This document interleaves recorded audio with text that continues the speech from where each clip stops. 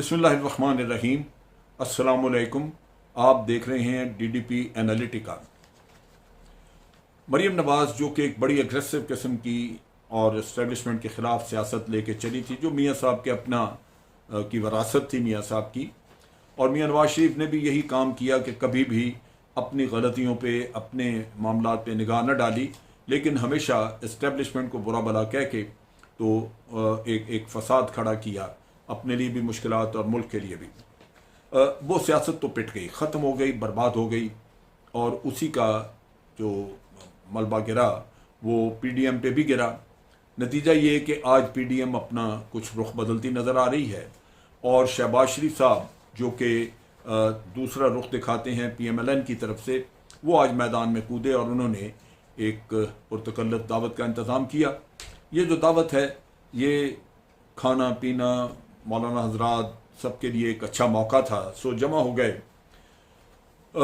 मेरा नुक्ता निगाह ये है कि ये बजट भी आ रहा है अभी कुछ अरसे में, कुछ दिनों में, और शहबाज शरीफ चूँकि लीडर ऑफ द ऑपोजिशन भी हैं, तो ये उनकी जिम्मेदारी है कि वो बजट के मामले में आगे बढ़ें, और ये जो ऑपोजिशन है इसमें इस तरह का एक सीरियसनेस पैदा करें कि ये पार्लियामेंट के अंदर बजट के मामले में, जो कि एक अवामी इशू है, उसके ऊपर पूरी तरह एक मुस्बत रोल अदा कर सकें।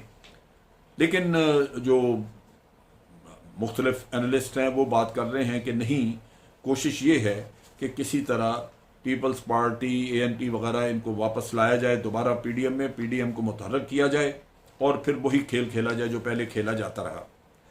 अब मसला ये है कि ये पीपल्स पार्टी अलहदा क्यों हुई, एएनपी क्यों उनसे अलहदा हुई। अब ये खबरें ये भी कुछ न कुछ हमें मिल रही हैं कि इन इन इन इन चीज़ों पे कुछ बात हुई, लेकिन कोई ऐसी ख़ास पेशरफ्त इस वक्त नहीं है। लेकिन बहरहाल ये जब मैं तो अभी अगली वीडियो रिकॉर्ड कर रहा हूँ, लेकिन अगर बाद में कोई ख़बरें निकली और हमें कुछ पता चला कि कोई किसी बात पे एग्रीमेंट हुआ है, तो वो उस पर बात हो सकती है, उस पर बहस हो सकती है। लेकिन देखने की बात यह है कि जब ये लोग अलहदा हुए तो उस वक्त बहाना ये बना कि पीडीएम ने पीपल्स पार्टी को एक शो कॉज नोटिस दिया है, और शो कॉज नोटिस में उनसे मुतालबा किया कि हमें फलां दिन तक, इतने दिनों में आप अपना जवाब दें कि आपने ये क्यों किया, जिसको उन्होंने बड़ा बुरा मनाया। उन्होंने कहा ये बड़ा बेहुदा नोटिस है, शर्म आनी चाहिए, हमें इस तरह ट्वीट किया जा रहा है। और उन्होंने फिर उसके बाद पीडीएम को एक तरह से खैर बात कह दी। बज़ाहिर ये बात थी, लेकिन झगड़ा उससे पहले चल रहा था। आपको याद होगा कि नून लीग इस बात पे बड़ी ज़्यादा आप कह लीजिए कि नाराज़ थी, उसको बहुत ज़्यादा रंज था इस बात का कि सेनेट में उसको अपोजिशन लीडर बनाने के लिए यूसुफ गिलानी को पीपल्स पार्टी ने जिस तरह वोट इकट्ठे करके बनाया, और उसमें यह कहा गया कि जनाब उन्होंने हुकूमत के इत्तेहादियों का भी सहारा लिया है, तो उसके ऊपर काफ़ी नाराज़गी थी। और पीएमएलएन ये चाहती थी कि जो नॉमिनेशन उन्होंने की है, जिस शख्स को उन्होंने नॉमिनेट किया है, उसको ही सेनेट का ऑपोजिशन लीडर बनाया जाए। अब सेनेट चेयरमैन तो यूसुफ गिलानी बन नहीं सके थे, लिहाजा पीपल्स पार्टी ये समझती थी कि अगर वो सेनेट के चेयरमैन बन जाते तो फिर पीएमएलएन के लिए सेनेट में ऑपोजिशन लीडर का एक ओहदा दिया जा सकता था। असूली बात यह है कि जब सेनेट का चेयरमैन उनको ना मिल सका, तो पीपल्स पार्टी की सोच दुरुस्त थी कि फिर कम से कम उनको ऑपोजिशन लीडर तो मिल जाना चाहिए सेनेट में, क्योंकि असम्बली में, पार्लियामेंट में या नेशनल असम्बली में, वहाँ तो शहबाज शरीफ साहब ऑलरेडी पीएमएलएन को रिप्रेजेंट कर रहे हैं और वो लीडर ऑफ द ऑपोजिशन मौजूद हैं। तो दोनों हाउसेज में पीपल्स पार्टी कम से कम एक हाउस में तो नज़र आए कि वो प्रोमिनेंट रोल अदा कर रही है। तो ये उनकी सोच थी, जिसके तहत उन्होंने समझा कि ये उनका राइट है, और उन्होंने नून लीग को इस मामले में कतन लिफ्ट नहीं कराई। अब इसके साथ साथ बाद में फिर और भी इख्तलाफात पैदा हुए। आपको याद होगा कि पीपल्स पार्टी से मुतालबा किया गया कि वो अपने इस्तीफे जमा कराएं, और वो जो हमने लॉन्ग मार्च करनी है उससे पहले इस्तीफे जमा करा दें, और फिर लॉन्ग मार्च होगी। लॉन्ग मार्च पोस्टपोन हो गई क्योंकि लॉन्ग मार्च में पीपल्स पार्टी शरीक ना हुई। पीपल्स पार्टी का ये ख्याल था कि इस्तीफे देने का भी वक्त नहीं आया, लेकिन उन्होंने इस मामले से, इस किस्से से जान छुड़ाने के लिए बड़ा अच्छा रास्ता इख्तियार किया और उन्होंने कहा कि ये फैसला हमारी सेंट्रल एग्जीक्यूटिव कमेटी करेगी। सेंट्रल एग्जीक्यूटिव कमेटी में वही जो बिलावल ने या जरदारी साहब ने कहना था वही कुछ हुआ और उन्होंने इस्तीफा देने से इनकार कर दिया। लिहाजा यहाँ पे अब अगर इन चीज़ों के ऊपर फसाद हो या इन चीज़ों के ऊपर अगर आज बहस मुबासा हो तो मेरा नहीं ख्याल कि कोई भी पार्टी इनमें से अपनी गलती मानने को तैयार होगी। नून लीग ये समझती है कि उन्होंने पीपल्स पार्टी को बहुत हद तक अकोमोडेट किया, पंजाब में बड़े बड़े जलसे किए और जो जलसे हुए उनमें उन्होंने बड़ा फराखदिली का सबूत दिया और बिलावल को स्टेज के ऊपर बड़ा प्रोमिनेंटली प्रेजेंट किया, जिससे बिलावल अपना एक इमेज क्रिएट कर सका। लेकिन उसके मुकाबले में नून लीग को कुछ नहीं मिला। नून लीग मुख्तलिफ वक्तों पे समझती है कि उसको डिच किया गया, मुख्तलिफ वक्तों पे नून लीग को इस्तेमाल किया गया और उससे इस्तेमाल करने के बाद पीपल्स पार्टी ने अपना मफाद हल किया, अपना मसला हल किया और अपने मफादात हासिल किए।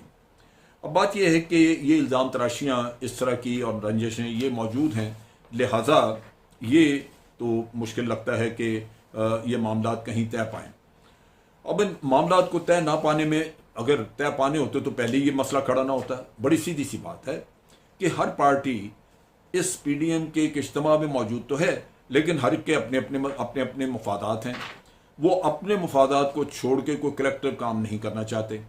मसलन पीपल्स पार्टी का मफाद ये है कि किसी न किसी तरह सिंध की गवर्नमेंट उनके हाथ में रहे।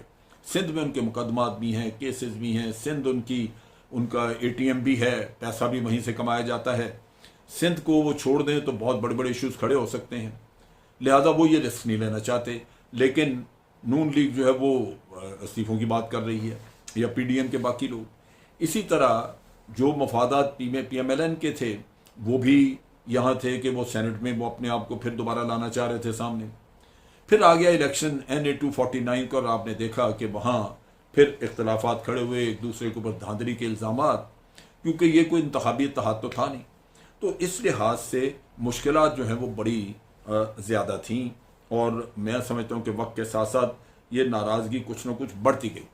इन बिटवीन आपने देखा कि जो इनका मिशन था पीडीएम ने, जो बार बार कहा कि इस नालायक हुकूमत को गिरा देंगे, ये कर देंगे, वो कर देंगे, उससे भी ये खुद दस्तबरदार हो चुके थे। मरियम ने और फिर मेरा ख्याल मौलाना ने भी एक स्टेटमेंट दी जिसमें उन्होंने कहा कि नहीं, हम इस हुकूमत को गिराना नहीं चाहते, क्योंकि हम नहीं चाहते कि ये शहीद बन जाएं, बाद में कहें कि जनाब अगर हमें हुकूमत और 2 साल करने दी जाती तो हम बहुत कुछ कर सकते थे, लेकिन हम नहीं कर सके इस वजह से कि अपोजिशन ने हमें गिराया। तो ये भी हकीकतन तो ये गिरा नहीं सके, इनकी नाकामी थी, लेकिन उसका ये ड्रामा बना के तो उन्होंने बात करनी शुरू की। लॉन्ग मार्च जो थी वो फिजल आउट हो गई। वो एक वक्त पे एक स्ट्रेटजी थी जिसमें समझा जाता था कि शायद ये इस्लामाबाद पहुंच के कोई मुश्किलात हुकूमत के लिए पैदा कर सकें, लेकिन वो भी फिजल आउट हो गई और लॉन्ग मार्च का कोई किस्सा नहीं रहा। अब चीज़ ये है कि जब तक अपने अपने मफादात मौजूद हैं तो इकट्ठा होना तो नामुमकिन है। पीडीएम में पार्टियां जो शामिल हैं उनको समझना चाहिए कि उनका पीडीएम का जो हशर हो चुका है उसके बाद उसके मुर्दा जिस्म में जान डाल के भी आपको कुछ हासिल नहीं होगा।